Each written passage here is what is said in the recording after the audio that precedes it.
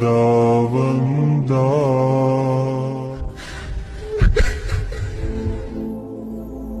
کہ اے میرے بندو، جنہوں نے اپنی جانوں پر زیادتی کی ہے، اللہ کی رحمت سے نا امید نہ ہونا۔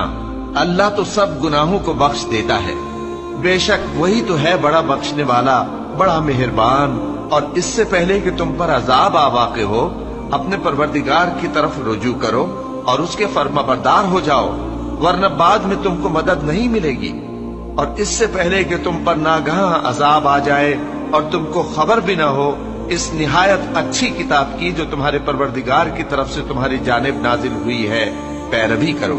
ایسا نہ ہو کہ اس وقت کوئی شخص کہنے لگے کہ ہائے اس کوتاہی پر افسوس ہے جو میں نے اللہ کا حق ماننے میں کی، اور میں تو ہنسی ہی کرتا رہا۔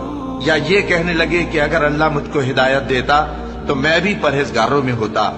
یا جب عذاب دیکھ لے تو کہنے لگے کہ اگر مجھے پھر ایک دفعہ دنیا میں جانا ہو تو میں نیکوکاروں میں ہو جاؤں۔